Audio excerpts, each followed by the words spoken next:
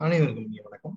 So நம்மளுடைய PGTRB இதில் unit 11 உடைய நம்மளுடைய இன்டர்நேஷனல் எக்கனாமிக்ஸ் டாபிக்ஸில் வந்து பார்த்துட்டு இருக்கோம். International monetary system and capital movement இதுக்கு வந்து பேஸாக அமையக்கூடிய தியரிஸ் தான் நம்ம பார்த்துட்டு இருக்கோம். Yesterday we had an discussions on what is exactly the trade is, how trade is actually beneficiaries to people and எப்படி ஒரு நாட்டுக்கு அது பயனுள்ளதா இருக்கு அப்படிங்கிறதெல்லாம் பார்த்தோம். அண்ட் அதோடைய ட்ரேடுக்கு ஆரிஜினாட்டா இருக்கக்கூடிய இந்த மெர்கண்டலிசம் ஐடியாலஜி, சர் தாமஸ் முன்னோடைய மெர்கண்டலிசம் ஐடியாலஜி, அதுக்கு ரெஃப்யூஸ் பண்ணி உருவாக்கப்பட்ட ஆடம் ஸ்மித்தோடைய அப்சல்யூட் அட்வான்டேஜ் தியரியும் நம்ம பார்த்தோம். ஸோ இன்னைக்கு கொஞ்சம் டீட்டெயில்டா அப்சல்யூட் அட்வான்டேஜ் தியரி நம்ம பார்த்துருவோம். அண்ட் இதுக்கு கிரிட்டிசிசம் வந்திருக்கும். இந்த கிரிட்டிசிசம் எப்படி வந்து டேவிட் ரிகார்டோ ரொம்ப பிரமாதமா ஹேண்டில் பண்ணியிருப்பாங்க, அப்புறம் எப்படி மாடர்ன் தியரி ஆஃப் ட்ரேட் வந்தது அப்படிங்கிறதெல்லாம் இப்ப நம்ம பார்ப்போம். ஸோ ஃபர்ஸ்ட் அண்ட் ஃபார்மோஸ்ட் என்னன்னு பார்த்தீங்கன்னா, ஆடம் ஸ்மித்தோடைய பாப்புலாரிட்டி நான் சொல்லி தான் உங்களுக்கு தெரியும், நெசசிட்டியே இல்லை. Is a founding father of our subject, அது எந்த மாற்று கருத்து கிடையாது. ஆடம் ஸ்மித் வந்து ட்ரேடு வந்து மியூச்சுவலி ரெண்டு கண்ட்ரீஸ்க்கும் சாதகமா இருக்கணும் அப்படின்னு சொல்லி தான் அப்சல்யூட் அட்வான்டேஜ் தியரி சொல்லியிருப்பாங்க. இப்போ இந்த எக்ஸாம்பிள் பாருங்களேன். இங்க ஒரு சின்ன டேபிள் கொடுத்துருக்கோம். இந்த டேபிள்ல வீட் புஷல்ஸ் பெர் அவர். ஏன்னா இவங்க எப்படி எடுத்திருப்பாங்கன்னு கேட்டீங்கன்னா, based on two country producing two commodity with one factor of production, that is a labor. Labour தான் இவங்களுக்கு தெரிஞ்ச ஒரே ஒரு ஃபேக்டர் ஆஃப் ப்ரொடக்ஷன். சரிங்களா? ஏன்னா land is a free gift of nature. And physiocrats வந்து ரொம்ப தெளிவா லேண்டு அதை பத்திலாம் எழுதியிருப்பாங்க. ஸோ இவங்க ஆடம் ஸ்மித்தை பொறுத்த வரைக்கும் வந்து labour is only factor of production.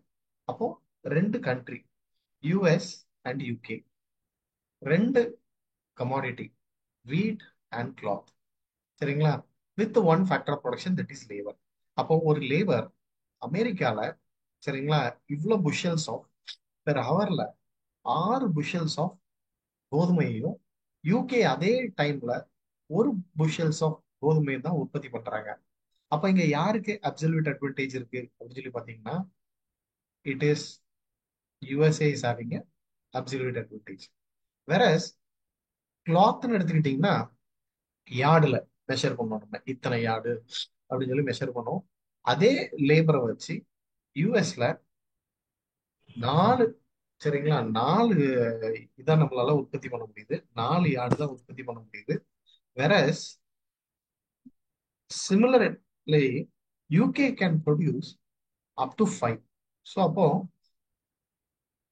UK பொறுத்த வரைக்கும் இதுல அட்வான்டேஜ் இருக்கு, சரிங்களா, கிளாத்ல அட்வான்டேஜ் இருக்கு.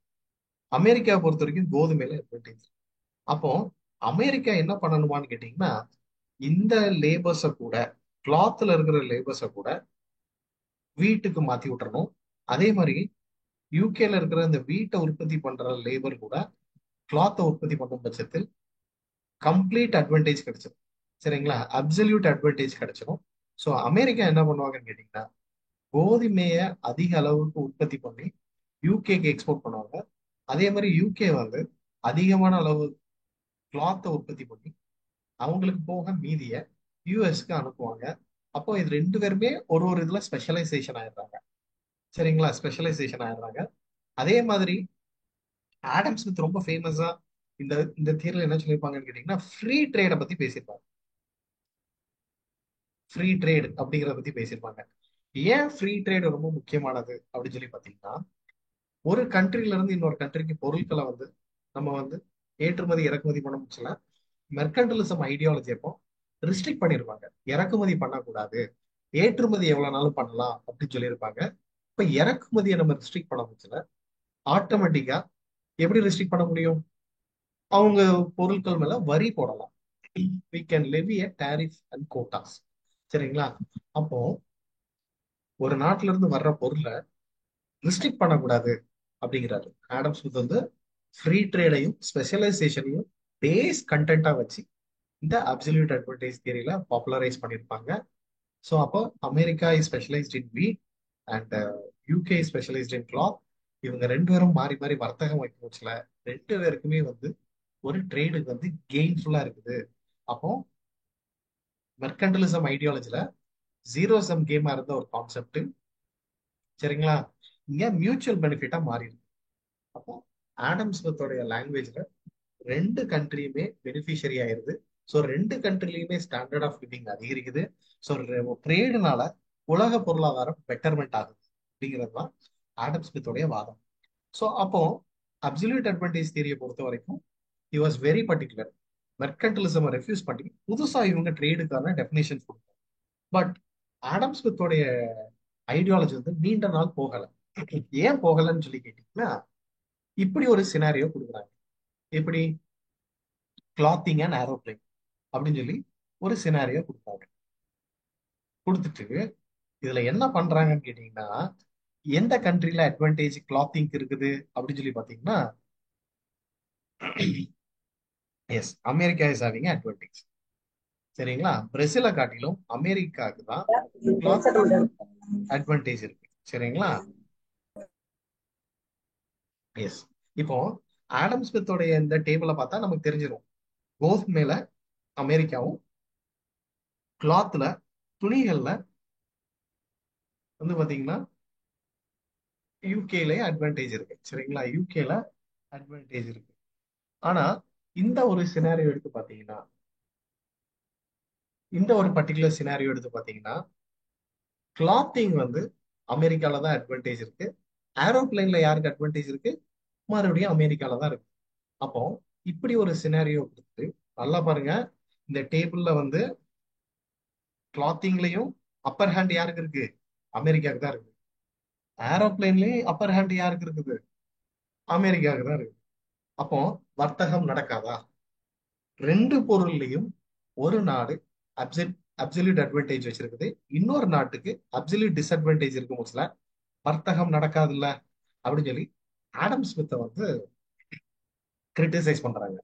ஸோ நியர்லி ஒரு 40 ஆண்டு கழிச்சு அவருடைய ஃபேமஸ் டிசைபிளான டேவிட் ரிகார்டோ, சரிங்களா, ஆடம் ஸ்மித் தான் இவருக்கு அவ்வளவு பிடிக்கும். சரிங்களா, ஏன்னா யாரெல்லாம் டேவிட் ரிகார்டோ ஃபாலோ பண்றாங்களோ அவங்கெல்லாம் தான் கிளாசிக்கல் எக்கனாமிஸ்ட் அப்படின்னு சொல்லி யார் சொல்றா? கீன்ஸ் சொல்றாரு. சரிங்களா, அப்போ இவர் யாருடைய ஐடியாலஜி ஃபாலோ பண்றாரு? ஆடம் ஸ்மித்தோட ஐடியாலஜி ஃபாலோ பண்றாரு.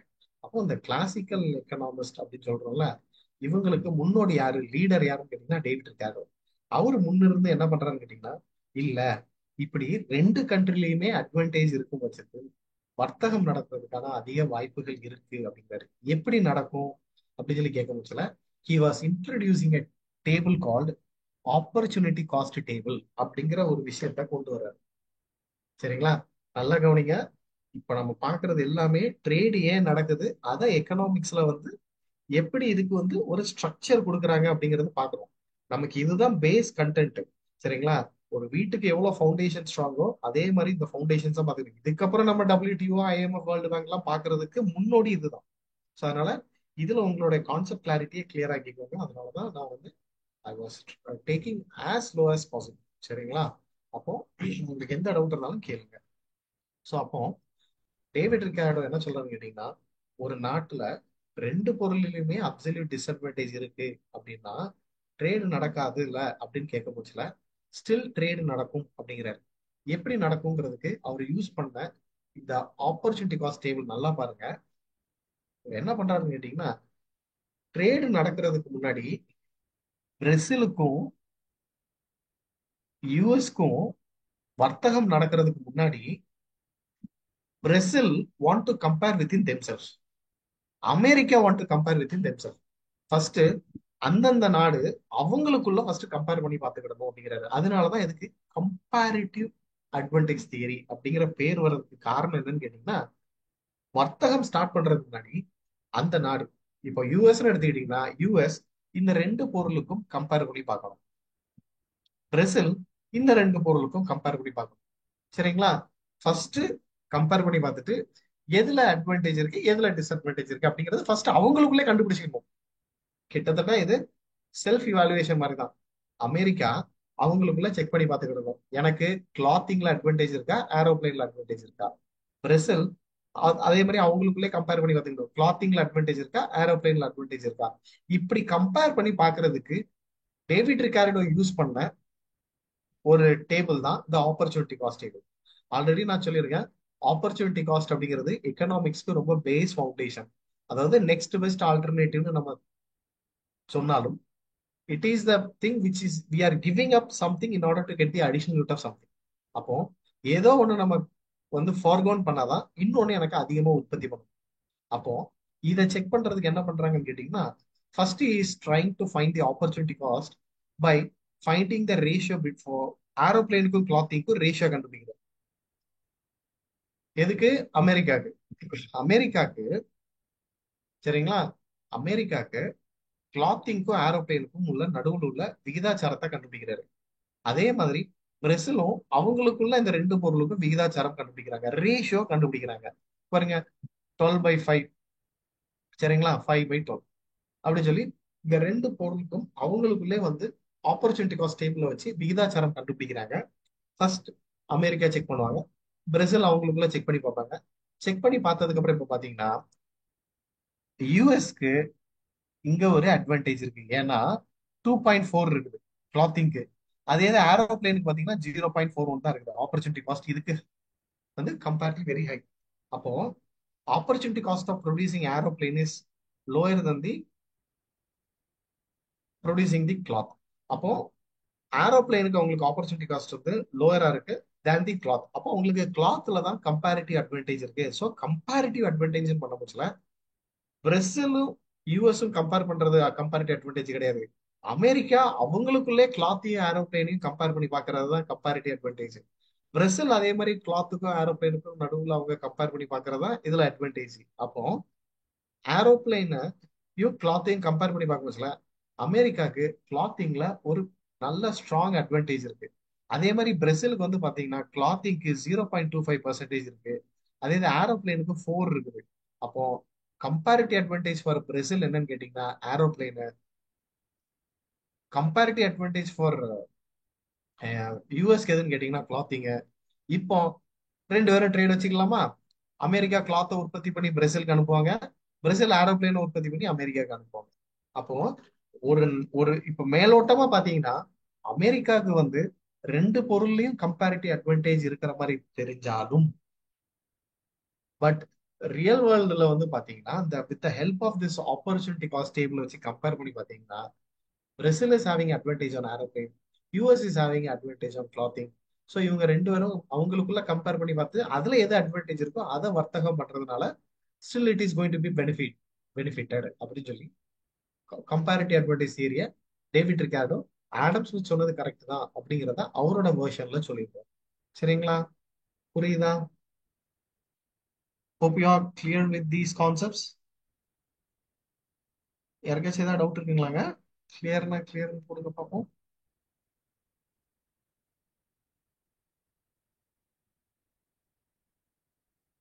S, I hope you are clear with these concept. சரிங்களா? அப்படியே ஸ்லோலி நம்ம என்ன பண்ண போறோம், ஆப்பர்ச்சுனிட்டி காஸ்ட்டை மட்டுமே மையமா வச்சு ஒரு தியரியை பாப்புலரைஸ் பண்ணியிருப்பாங்க. Yes ma'am, yes ma'am, I will definitely help you out ma'am.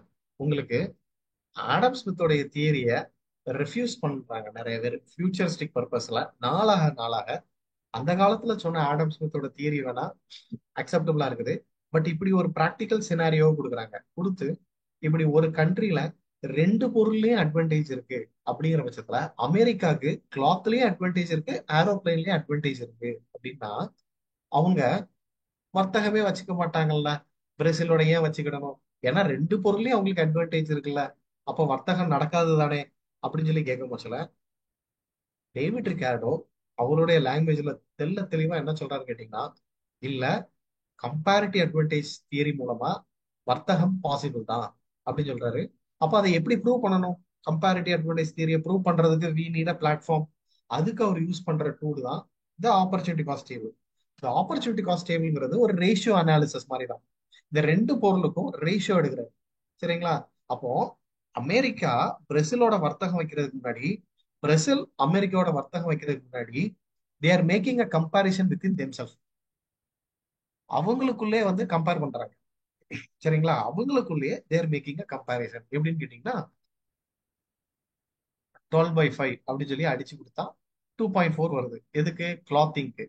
அதே இது ஏரோப்ளேனுக்கு வந்து 5/12 அடிச்சு கொடுக்குறாங்க, 0.41 வருது. அப்போ அமெரிக்காக்கு கம்பேரிட்டிவ் செக் பண்ணி பார்க்க முடியல, ஆப்பர்ச்சுனிட்டி காஸ்ட் இதுல ஹையா இருக்கு, இதுல லோவா இருக்கு. எதுல ஆப்பர்ச்சுனிட்டி காஸ்ட் ஹையா இருக்கோ அதை நம்ம லிசன் பண்ணுவோம். இப்போ நீங்க இன்னைக்கு வந்து சண்டே வீக்கெண்டு, நீங்க மூவி போயிருக்கலாம், டின்னர் போயிருக்கலாம், but still you're listening to திஸ்னா, அப்போ மூவி போறதை காட்டிலும் இந்த கிளாஸ் லெக்சரை கவனிக்கிறது உங்களுக்கு ஆப்பர்ச்சுனிட்டி காஸ்ட் ஹையா இருக்கலாம். அதுதான் நீங்க இங்க அட்டன் பண்ண வர்றீங்க. கரெக்ட்டுங்களா? அதே மாதிரி அமெரிக்காக்கு கிளாத்திங்ல ஆப்பர்ச்சுனிட்டி, ரெண்டு பொருளையும் உற்பத்தி பண்ணலாம், அதுல மாற்று கருத்தே கிடையாது. ஆனா எதுல கம்பேரிட்டிவ் அட்வான்டேஜ் இருக்குன்னு ஒரு கேள்வி வரும் சில. அமெரிக்காக்கு கிளாத்திங்ல 2.4 இருக்குது. ஸோ கிரேட்டர் அட்வான்டேஜ் அதுல தான் இருக்குது than தி ஏரோப்ளைன். அதே மாதிரி பிரேசிலும் அவங்களுக்குள்ள கம்பேர் பண்றாங்க. சரிங்களா? கிளாத்திங்க்கு 0.25 வருது, ஏரோப்ளைன் 4 வருது. பிரேசிலுக்கு ஏரோப்ளைன்ல அட்வான்டேஜ் ஜாஸ்தியா இருக்குது. சரிங்களா? அப்போ ஆட்டோமேட்டிக்கா பிரேசில் வந்து ஏரோப்ளைனை உற்பத்தி பண்ணி அமெரிக்காவுக்கு எக்ஸ்போர்ட் பண்ணுவாங்க, அமெரிக்கா கிளாத்தை உற்பத்தி பண்ணி பிரேசிலுக்கு அனுப்புவாங்க. அப்போ இனிஷியலி வந்து ரெண்டு பொருளையும் ஒரு நாடு அட்வான்டேஜா இருக்கு அப்படின்னு சொல்ல போச்சுல, ட்ரேடு நடக்காதுன்னு சொல்லிக்கிட்டு இருந்த இடத்துல with the help of opportunity cost டேபிள வச்சு அவர் சக்சஸ்ஃபுல்லா ட்ரேடு நடக்கும் with the help of this opportunity cost அப்படின்னு சொல்லி அவர் தெளிவா படுத்தி எதுல கம்பேரிட்டிவ் அட்வான்டேஜ் அமெரிக்காவுக்கு கிளாத்திங்லயும் பிரேசிலுக்கு ஏரோப்ளைன்ல இருந்து தாராளமா வர்த்தகத்தை தொடரலாம் அப்படின்னு சொல்லி தன்னோட தியரியோட கம்பேரிட்டிவ் அட்வான்டேஜ் தியரியில எக்ஸ்பிளைன் பண்றாரு. கிளியரா ma'am? Sir thank you sir, thank you sir. Most welcome. சரிங்களா? எஸ், யாருக்கு எந்த டவுட் இருந்தாலும் கேளுங்க. I will never hesitate. Because for me இந்த மெயின் அப்ஜெக்டிவ் இஸ் உங்களுக்கு புரிய வைக்கணும். அதுதான் என்னோட மெயின் அப்ஜெக்டிவ். சரிங்களா? அதனால யூ கேன் ஆஸ்க். இன்னொரு தடவை எக்ஸ்பிளைன் பண்ணணும்னு சொன்னீங்கன்னா கூட நான் எக்ஸ்பிளைன் பண்ணதான் போகும். சரிங்களா? ஓகே. சரி. இப்போ இதே ஆப்பர்ச்சுனிட்டி காஸ்ட்டை செப்பரேட்டா எடுத்து காட்ஃப்ரைட் ஹெர்பல்லர் அப்படிங்கிறவங்க ஒரு பியூட்டிஃபுல்லான ஒரு தியரி எழுதியிருப்பாங்க. இந்த தியரியை பொறுத்த வரைக்கும் he helped he helped to explain the trade நடக்கிறதுக்கான காரணத்தை with the help of production possibility curve வச்சு எக்ஸ்பிளைன் பண்ணிருப்பாங்க. நம்ம எல்லாத்துக்கும் எக்கனாமிக்ஸ்ல பேஸ் ஃபவுண்டேஷனா இருக்கக்கூடிய the product transformation curve or product production possibility frontier, production possibility curve. சரிங்களா? அப்படின்னு சொல்லி உங்களுக்கு வெவ்வேறு பேர்களால் அழைக்கப்படுற த ப்ரொடக்ஷன் பாசிபிலிட்டி கர்வ், அதாவது இந்த மாதிரி கான்கேவ் ஷேப் எடுக்கும். இப்போ ஃபார் அன் எக்ஸாம்பிள், எனக்கு வந்து டீ அண்ட் கேக் இதை சாப்பிடணும்னு வச்சுக்கோங்க. இப்போ நான் வந்து டீயும் கேக்கும் நான் உற்பத்தி பண்றேன் என்னுடைய ஃபேக்டரியில. நான் டீயும் கேக்கும் உற்பத்தி பண்றேன். சரிங்களா? இப்படி உற்பத்தி பண்ண முச்சுல என்கிட்ட இருக்கிற ஒரே மாஸ்டர் தான். சரிங்களா? அப்போ இவ்வளோ பெர்சன்டேஜ் டீ, இவ்வளோ பெர்சன்டேஜ் கேக்கை உற்பத்தி பண்ணாலும் எனக்கு ஆப்டிமம் தான். இவ்வளோ பெர்சன்டேஜ் டீ, இவ்வளோ பெர்சன்டேஜ் கேக்கை உற்பத்தி பண்ணாலும் ஆப்டிமம் தான். இவ்வளோ பெர்சன்டேஜ் டீ, இவ்வளோ பெர்சன்டேஜ் கேக் உற்பத்தி பண்ணாலும் எனக்கு ஆப்டிமம் தான். இதுதான் ஆப்டிமம் ஒரு கண்ட்ரியில அதிகப்படியாக நம்ம இருக்கிற ரிசோர்ஸ் வச்சு யூட்டிலைஸ் பண்ணக்கூடிய ஒரு கர்வ் இது. இந்த கர்வ் வந்து நம்ம சாதாரணமா கடந்து போயிடுறோம். ஆனா இந்த கர்வ் வந்து நமக்கு எக்கனாமிக்ஸ்ல ரெண்டு முக்கியமான விஷயத்த சொல்லி தரும். ஒண்ணு, எக்கனாமிக் growth. ஒரு நாடு எவ்வளவு அவுட்புட்டை உற்பத்தி பண்ணுது அப்படிங்கிறத இந்த கர்வை வச்சு நம்ம கண்டுபிடிச்சிடலாம். அதாவது 5 யூனிட் டீ, 3 யூனிட் கேக் அப்படிங்கிறத நம்ம growth கண்டுபிடிச்சிடலாம், ஆப்டிமம் சைஸ். அதே மாதிரி ஒரு கண்ட்ரி வந்து அண்டர் யூட்டிலைசேஷன் ஆஃப் தி ரிசோர்சஸா, இந்த கர்வுக்கு கீழே உற்பத்தி பண்ணா அண்டர் யூட்டிலைசேஷன், இருக்கிற ரிசோர்சஸை நான் எஃபிஷியன்டா யூஸ் பண்ணலன்னு அர்த்தம். சரிங்களா? அப்போ ஒண்ணு, இது ஒண்ணு ரொம்ப ரொம்ப முக்கியமானது. இந்த கர்வ் எதுக்கு பயன்படுதுன்னு கேட்டீங்கன்னா ஆப்பர்ச்சுனிட்டி காஸ்ட்டை படிக்கிறதுக்கு. சரிங்களா? ஆப்பர்ச்சுனிட்டி காஸ்ட்டை எக்ஸ்பிளைன் பண்றதுக்கு ரொம்ப பயனுள்ளதா இருக்கு. இப்போ நீங்க எப்படின்னு பாத்தீங்கன்னா, நல்லா கவனிங்க. இப்போ எனக்கு அதிகமா டீயை உற்பத்தி பண்ணணும்னு நினைச்சேன்னா கேக்கோட உற்பத்தியை நான் கம்மி பண்ணி தான் ஆகணும். இல்ல கேக்கோட உற்பத்தியை அதிகப்படுத்தணும்னு நினைச்சா நான் டீயோட உற்பத்தியை குறைச்சுதான் ஆகணும். ஏன்னா என்கிட்ட அவ்வளவுதான் ரிசோர்சஸ் இருக்குது. So some amount I have to given up in order to get the additional unit of that amount. சரிங்களா? ஏதோ ஒரு அமௌண்ட்டை நான் என்ன பண்ணணும், குறைச்சிடணும். அப்பதான் எனக்கு இன்னொரு இதை அதிகமா எடுக்கும். பேசிக்கா நம்ம சொல்றதுதான். சரி, சரிங்களா? அதாவது ரொம்ப நேரம் மொபைலை பார்க்காம, ரொம்ப நேரம் டெலிவிஷன்ஸ் பார்க்காம, நம்ம ரொம்ப நேரம் புக்ஸோட உட்காந்து குவாலிட்டி கண்டென்ட்டை ரீட் பண்ணி படிக்க போச்சுல ஆட்டோமேட்டிக்கா நமக்கு எக்ஸாம்ஸ்ல மார்க் அதிகமா வரதான் செய்யும். அப்ப இங்க ஆப்பர்ச்சுனிட்டி என்னன்னு கேட்டீங்கன்னா, you have studying more by giving up the வாட்சிங் தி மொபைல் ஆர் டெலிவிஷன். இதுதான் சொல்றாங்க. அப்போ இதுக்கு முன்னாடி உள்ள தியரிஸ் எல்லாத்துலயும் பொருளோட மதிப்பை எப்படி டிட்டர்மைன் பண்ணியிருப்பாங்க அப்படின்னு சொல்லி பாத்தீங்கன்னா, 2x2x1 மாடல் அப்படின்னு சொன்னாங்க. Two country producing two commodity with only one factor of production, that is labour. அப்ப எவ்வளவு லேபர் பயன்படுத்துறோமோ அதுக்கு ஏத்த மாதிரி தான் விலையை நிர்ணயம் பண்ணிட்டு இருந்தாங்க. ஆனா இந்த ஆப்பர்ச்சுனிட்டி காஸ்ட் தியரியில என்ன சொல்றாங்கன்னு கேட்டீங்கன்னா, நான் வந்து வீட், கிளாத் இந்த ரெண்டு பொருளையும் நான் உற்பத்தி பண்றேன். இதுல வீட்டை அதிகமா உற்பத்தி பண்ணணும்னா நான் கிளாத்தை கைவிடணும், இல்ல கிளாத்தை நான் அதிகமா உற்பத்தி பண்ணணும்னா நான் வீட்டை கைவிடணும். அப்போ நான் இப்போ வீட்டுக்கு எப்படி விலை வைப்பேனா, கோதுமைக்கு எப்படி விலையை நிர்ணயம் பண்ண போறேன்னா, எவ்வளவு யூனிட் நான் கிளாத்தை கைவிட்டு இருக்கணும், how much amount of cloth I have given up. இப்போ இங்க பாருங்களேன், 12 யூனிட் கோதுமை, 8 யூனிட் கிளாத் உற்பத்தி பண்ணியிருக்கேன்னு வச்சுக்கோங்க. இன்னும் அடிஷ்னலா நான் கோதுமையை உற்பத்தி பண்ணணும் அப்படின்னா இதை கம்மி பண்ணணும். சரிங்களா? அப்போ 15 யூனிட் கோதுமையை உற்பத்தி பண்ணணும்னா நான் 3 யூனிட் கிளாத்தை கைவிடணும். சரிங்களா? கிளாத்தை கைவிடணும்.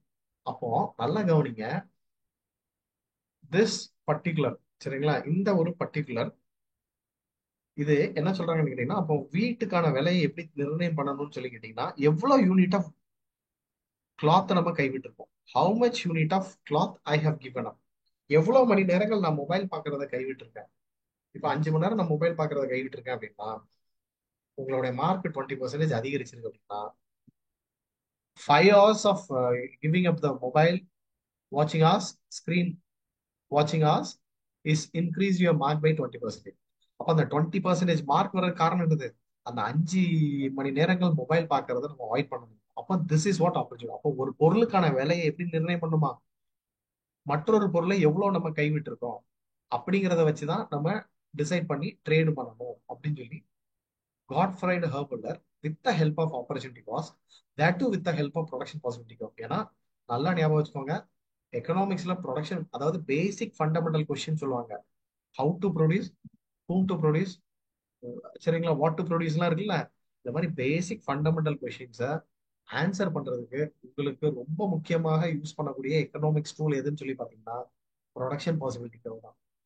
ப்ரொடக்ஷன் பாசிபிலிட்டி கர்வ் மூலமா you was trying to explain that how trade is happening. இதுக்கு தான் இதை ஆப்பர்ச்சுனிட்டி காஸ்ட் தியரி அப்படின்னு சொல்லுவாங்க. சில எக்கனாமிக்ஸ் டெக்ஸ்ட் புக்ல இதுவே மாடர்ன் தியரி அப்படின்னு சொல்லி சொல்லுவாங்க. சரிங்களா? இதுவே மாடர்ன் தியரி ஆஃப் ட்ரேட் அப்படிம்பாங்க. பட் ஆனா ரொம்ப ஸ்டாண்டர்டைஸ்டு மாடர்ன் தியரி எது அப்படின்னு சொல்லி பாத்தீங்கன்னா எலன் ஹெக்ஸ்டெகர் பிரெட்டிலோட தியரி. இப்ப இதெல்லாம் உங்களுக்கு எப்போ தேவைப்படும்னு சொல்லி கேட்டீங்கன்னா, இந்த கான்செப்ட்ஸ் எல்லாம் தெரியும் போச்சுல, நீங்க டிஆர்பில ஆன்சர் பண்ணும் போச்சுல உங்களுக்கு இதெல்லாம் எலிமினேட் பண்றது ரொம்ப பயனுள்ளதா இருக்கும். சரிங்களா? இப்போ காட்ஃப்ரைட் ஹெர்பலரா இவங்க ஆப்பர்ச்சுனிட்டி காஸ்ட் தியரில சொல்லியிருக்காங்க அப்படின்னு சொல்லி நம்மளால எலிமினேட் பண்ண, இந்த ஆப்ஷனுக்கு இது வராது, இந்த கொஸ்டினுக்கு இது ஆன்சர் கிடையாது அப்படின்னு சொல்லி எலிமினேட் பண்றதுக்கு உங்களுக்கு பயனுள்ளதா இருக்கும். சரிங்களா? அது போக ஃபியூச்சர்ல நீங்க இன்டர்நேஷனல் எக்கனாமிக்ஸ் எடுக்கும் போச்சுல உங்களுக்கு இந்த தியரிஸ்லாம் வந்து கனெக்ட் பண்ண போச்சுல உங்களுக்கு ஈஸியா புரியும். சரிங்களா? எஸ். ஸோ அப்போ நீங்க இதுல கவனிக்க வேண்டியது என்னன்னு கேட்டீங்கன்னா, எப்படி தியரிஸ்லாம் இவால்வ் ஆயிட்டே வருதுங்கிறத பாருங்க. சரிங்களா? How better the theory is getting. சரிங்களா? எப்படி பெட்டர் ஆயிட்டே வருது பாருங்க. மெர்கன்டலிசம்ல ஆரம்பிச்சு, அப்சல்யூட் அட்வான்டேஜ்ல ஆரம்பிச்சு, அப்புறம் வந்து கம்பேரிட்டிவ் அட்வான்டேஜ் தியரியில ஆரம்பிச்சு, now we are slowly moving to the opportunity cost theory. சரிங்களா? இப்போ இதுக்கு அப்புறம் வந்து the very famous theory, economics லிட்ரேச்சர்ல ரொம்ப பிரதானமான இடம் பிடிச்ச ஒரு தியரி எது, and moreover this theory is actually closer to my heart. எனக்கு எக்கனாமிக்ஸ்ல ஏகப்பட்ட தியரிஸ் பிடிக்கும். அதுல எனக்கு ரொம்ப பிடிச்ச தியரியில இந்த தியரியை நான் சொல்லுவேன். எலன் ஹெக்ஸ்டெக்கர் பிரெட்டிலோலையோடைய தியரி. அதாவது ஒரு குருவும் ஒரு மாணவரும் எப்படி இருக்கணும் அப்படிங்கிறதுக்கான சிறந்த எடுத்துக்காட்டான ஒரு தியரி. ஏன்னா எலன் ஹெக்ஸ்டெக்கர்ங்கிறவங்க பிரெட்டிலோலையோட ஆசிரியர். சரிங்களா? He is a teacher. சரிங்களா? He is a student. இதை விட ஒரு குருக்கு வந்து நம்ம டீச்சிங் ஃபீல்ட்ல இருக்கிறதுனால நமக்கு இதோட அருமை தெரியுது. கரெக்டுங்களா? ஒரு டீச்சர், ஐஏஎஸ் ஆஃபீஸர், டாக்டர் யாருனாலும் உருவாக்கலாம். தன்னை மாதிரி இன்னொரு டீச்சரை உருவாக்குறதுங்கிறது பெரிய விஷயம்ல. கரெக்டா? எனக்கு அதனால இந்த தியரி ரொம்ப பிடிக்கும். ஸோ நீங்களும் நிறைய பேருக்கு இன்ஸ்பிரேஷன் ஆகுங்க. உங்களை பார்த்து நிறைய பேர் எக்கனாமிக்ஸ் டீச்சர் ஆகணும் அப்படிங்கறதெல்லாம் பாருங்க. சரிங்களா? அப்போ அந்த எலன் ஹெக்ஸ்டெக்கர் பிரிட்டில் ஓலை என்ன பண்றாங்கன்னு கேட்டீங்கன்னா, எலின் ஹெக்ஷர் கண்டிப்பா பிரிட்டில் ஓலைக்கு கிளாஸ் எடுத்திருப்பாரு. இந்த தியரிஸ் எல்லாம் எக்ஸ்பிளைன் பண்ணியிருப்பாரு. சரிங்களா? அப்போ எலின் ஹெக்ஷகர் என்ன சொல்றாரு அப்படின்னு கேட்டீங்கன்னா, he criticized the classical theory of interaction. Classical theory சொன்ன தியரிஸ்ல உள்ள குறைபாடெல்லாம் சொல்லிக்கிட்டே வர்றாரு. சரிங்களா? இதை கிரிட்டிசைஸ் பண்ண எலின் ஹெக்ஷகர் சொன்னதெல்லாம் உள்வாங்கின அவருடைய மாணவரான பிரிட்டில் ஓலை, சரிங்களா, 1933 inter regional and international trade அப்படின்னு சொல்லி ஒரு ஃபேமஸான புக் எழுதியிருப்பாரு. சரிங்களா? Inter regional and international trade அப்படின்னு சொல்லி இந்த புக்ல கிளாசிக்கல் தியரிஸ் எல்லாத்தையும் வெஹிமெண்ட்லி அப்போஸ்ட், எதிர்த்தாங்க. எதிர்த்து he formulated a theory called a factor endowment theory அப்படின்னு சொல்லி ஒரு தியரியை ப்ரப்போஸ். இப்போ இந்த ஃபேக்டர் என்டோமெண்ட் தியரினா என்ன அப்படிங்கிறத பாக்குறதுக்கு முன்னாடி I would like to show a small picture. இதை வச்சு உங்களுக்கு ஒரு சின்ன ஒரு டெமான்ஸ்ட்ரேஷன் சொல்றாங்க. இங்க பாருங்க, ரெண்டு இடத்துலயுமே உங்களுக்கு ப்ரொடக்ஷன் ப்ராசஸ் தான் இன்வால்வ் ஆகுது. சரிங்களா? ஆனா இங்க நிறைய லேபர்ஸ் இருக்காங்க பாருங்க. You can find many labours. வேற இங்க பாருங்க, கண்ணு கெட்டின தூரத்துல ஒன்னு ரெண்டு மூணு பேர் தான் இருக்காங்க. மெஷினரிஸ் தான் நிறைய இருக்கு. சரிங்களா? இங்க நிறைய மெஷினரிஸ். அப்போ ரெண்டு இடத்துலயுமே உற்பத்தி ப்ராசஸ் தான் நடக்குது. ஆனா ஒரு இதுல அதிகமாக லேபரும், ஒரு இதுல அதிகமாக மெஷினரிஸ் ஆர் கேபிட்டல் எடுத்துக்கோங்க. சரிங்களா? எக்கனாமிக்ஸ்ல கேபிட்டல் அப்படிங்கிறது anything which helps to convert the raw material into finished goods. அதாவது ரா மெட்டீரியலை ஃபினிஷ்டு குட்ஸா மாத்துறதுக்கு பயனுள்ள மெஷினரிஸா நம்ம கேபிட்டல் அப்படிப்போம். சரிங்களா? அப்போ இந்த இந்த ஒரு பர்டிகுலர், சரிங்களா, இந்த லெஃப்ட் ஹேண்ட் சைடு இருக்கிற இமேஜ்ல வந்து பாத்தீங்கன்னா you can find production process but less capital, more labour. whereas here less labor, more of capital. இது ரியல் வேர்ல்டுல அப்படியே கன்வெர்ட் பண்ணி பாத்தீங்கன்னா அமெரிக்காவை வந்து சொல்லலாம். சரிங்களா? Capital intensive country. அதாவது ஒரு பொருளை உற்பத்தி பண்றதுக்கு அதிகமாக கேபிட்டலையும் கம்மியா லேபரையும் பயன்படுத்துவாங்க. You can take German, you can take Japan, you can take US, அப்புறம் பிரான்ஸ். இந்த மாதிரி நாடுகள்லாம் நம்ம எடுத்துக்கலாம். அதிகமாக கேபிட்டலும் குறைவான லேபரையும் பயன்படுத்துவாங்க. அதே இது ஒரு பொருளை உற்பத்தி பண்றதுக்கு அதிகமாக லேபரையும் கம்மியான கேபிட்டலையும் எடுத்துப்பாங்க. அதாவது you can take India, Indonesia, Brazil, south America, அப்புறம் வி கேன் டேக் சைனா. இந்த மாதிரி நாடுகள்ல எல்லாம் வந்து ஒரு பொருளை உற்பத்தி பண்றதுக்கு அதிகமாக லேபரையும் கம்மியான கேபிட்டலையும் பயன்படுத்துவாங்க. அப்போ இவங்க என்ன பண்றாங்கன்னு கேட்டீங்கன்னா, இந்நாள் வரைக்கும் இருந்த அந்த 2x2x1 2x2x1 அப்படின்னு இருந்த ஒரு கான்செப்டை உடைக்கிறாங்க. உடைச்சிட்டு two country producing two commodity with a two factor of production, that is labor and capital அப்படின்னு சொல்லி ரெண்டு இதுதான் அவங்க என்ன பண்றாங்க, இன்ட்ரடியூஸ் பண்றாங்க. லேபர் அண்ட் கேபிட்டல் அப்படிங்கிறத கொண்டு வர்றாங்க. அப்போ two country producing two commodity with two factor of production. அப்போ இதுக்கு சூட்டபிள் எக்ஸாம்பிள் என்ன அப்படின்னு சொல்லி பார்த்தீங்கன்னா, you can take India and USA. India is a labour rich country or labour intensive country, whereas USA is a capital intensive country. Capital intensive country. அப்ப இதுல நீங்க ஒரு விஷயம் முக்கியமா கவனிச்சு பாத்தீங்கன்னா, லேபர் இன்டென்சிவ் கண்ட்ரி ஒரு பொருளை உற்பத்தி பண்றதுக்கு அதிகமாக லேபரை பயன்படுத்துவாங்க. அமெரிக்கா ஒரு பொருளை உற்பத்தி பண்றதுக்கு அதிகமான கேபிட்டலை பயன்படுத்துவாங்க. அப்ப இந்த ஒரு ஐடியாலஜி வச்சு அவங்க ஒரு தியரியை ப்ரப்போஸ் பண்றாங்க. அந்த தியரி வேற ஒண்ணும் கிடையாது, இதுதான். அதாவது லேபர் ரிச் கண்ட்ரியான இந்தியா, லேபர் ரிச் கண்ட்ரியான இந்தியா லேபர் இன்டென்சிவ் பொருட்களை உற்பத்தி பண்ணி அமெரிக்காக்கு எக்ஸ்போர்ட் பண்ணணும். அதே இந்தியா அமெரிக்காட்ட இருந்து கேபிட்டல் இன்டென்சிவ் பொருட்களை இறக்குமதி பண்ணிக்கணும். நான் திருப்பியும் சொல்றேன், லேபர் இன்டென்சிவ் கண்ட்ரியான நம்ம கண்ட்ரி இந்தியா அதிகமா லேபர் இன்டென்சிவ் பொருட்களான ஹேண்ட் கிராப்ட்ஸ், கைவினை பொருட்கள், ஜுவல்லரிஸ், இந்த மாதிரி டெக்ஸ்டைல்ஸ், அதிகமாக லேபர் இன்டென்சிவ் பொருட்களை உற்பத்தி பண்ணி கேபிட்டல் இன்டென்சிவ் கண்ட்ரியான அமெரிக்காவுக்கு ஏற்றுமதி பண்ணணும். அதே மாதிரி அமெரிக்கால இருந்து லேப்டாப், பெரிய பெரிய மெஷினரிஸ், காரை உற்பத்தி பண்றதுக்கான பெரிய பெரிய ராட்சச இயந்திரங்கள், இந்த மாதிரி கேபிட்டல் இன்டென்சிவ் பொருட்களை அமெரிக்கால இருந்து இறக்குமதி பண்ணிவிடும். அதே மாதிரி நீங்க அமெரிக்காவை எடுத்துக்கிட்டீங்கன்னா, அமெரிக்கா கேபிட்டல் இன்டென்சிவ் பொருட்களை அதிகமா உற்பத்தி பண்ணி வெளிநாடுகளுக்கு ஏற்றுமதி பண்ணணும். லேபர் இன்டென்சிவ் பொருட்களை அவங்க நாட்டுக்குள்ள இறக்குமதி பண்ணிவிடும். சரிங்களா? அப்போ திருப்பியும் சொல்றேன், capital rich country has to produce and export the capital intensive goods and import the labour intensive commodity, whereas labor intensive country has to produce and export the labor intensive goods and import the capital intensive goods. இதுதான் சொல்ல வர்றாங்க. அப்போ this theory states that country will export the goods that use its abandon factor intensively and import the goods that use its care factor intensively, which means இன்னும் பெட்டரா சொல்லணும்னா a capital abandoned country will export the capital intensive goods while the labor abandoned country will export the labor intensive goods. அப்போ இவங்களுடைய version of தியரியில என்ன சொல்றாங்கன்னு கேட்டீங்கன்னா, வர்த்தகம் எதனால நடக்குன்னு கேட்டீங்கன்னா, கேபிட்டல் ரிச் கண்ட்ரில லேபரோட தட்டுப்பாடு இருக்குது, லேபர் ரிச் கண்ட்ரில கேபிட்டல் தட்டுப்பாடு இருக்குது. இந்த ரெண்டு ஃபேக்டர் ஆஃப் ப்ரொடக்ஷன் எந்த நாடுகள்ல அதிகமா இருக்கோ அந்த பொருளை உற்பத்தி பண்ணி நீங்க ஏற்றுமதி பண்ணிக்கோங்க, எதுல குறைவா இருக்கோ அதை இறக்குமதி பண்ணிக்கோங்க அப்படின்னு சொல்லி ஃபேக்டர் என்டோமெண்ட் தியரி. ஒவ்வொரு நாட்டிலையும் இந்த என்டோன்மெண்ட் இருக்கும். சரிங்களா? மாடர்ன் தியரி ஆஃப் ட்ரேட் அப்படிம்பாங்க. ஒவ்வொரு நாட்டிலையும் India labour rich country, America capital rich country அப்படின்னு சொல்லி நம்மளால பிரிக்க முடியும். அந்தந்த கண்ட்ரி எதுல அவங்க பெட்டர் ஆஃப் இருக்காங்களோ அதை அவங்க ப்ரொடியூஸ் பண்ணி ஏற்றுமதி பண்ணணும் அப்படிங்கிறாங்க. எஸ், இது வந்து modern theory of international trade அப்படிம்பாங்க. அப்ப ட்ரேடு வந்து அடுத்த ஒரு எவால்யூவேஷன் எவல்யூட் ஆகுது. சரிங்களா? இன்னொரு பரிணாமம் அடையுது. சரிங்களா? are you able to follow? புரியுதுங்களா?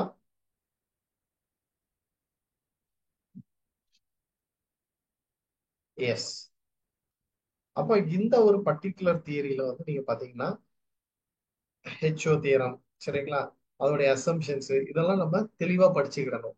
ஏன்னு சொல்லி பார்த்தீங்கன்னா, சார் நமக்கு டைரக்ட்லி தியரிஸ் கேட்க மாட்டாங்க, பட் ஆனாலும் நமக்கு இந்த பேஸ் எல்லாம் தெரிஞ்சுக்கிட்டா ஃபியூச்சரிஸ்டிக்ல நமக்கு வந்து மேபி ஏதோ ஒன்னு ரெண்டு கொஸ்டின்ஸ் கேட்டாலும் ஆன்சர் பண்ணிடலாம். சரிங்களா?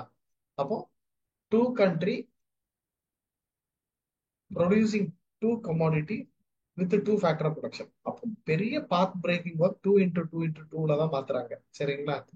அதே மாதிரி other traditional things, perfect competition in both the commodity and factor market. Factors எல்லாம் வந்து இந்தியாவுக்குள்ள ஃப்ரீயா போய்க்கலாம், பட் இந்தியாவை தாண்டி வெளியில ஈஸியா போக முடியாது. So factors are freely mobile with in a country but immobile between the countries. சரிங்களா? அப்புறம் two countries differ in factor supply. Yes, India வந்து எந்த ஃபேக்டர் சப்ளைல அதிகமா இருக்கும்? லேபர்ல. அமெரிக்கா எந்த ஃபேக்டர் சப்ளைல அதிகமா இருக்காங்க? கேபிட்டல்ல. அந்த மாதிரி there is no transport cost, trade is free.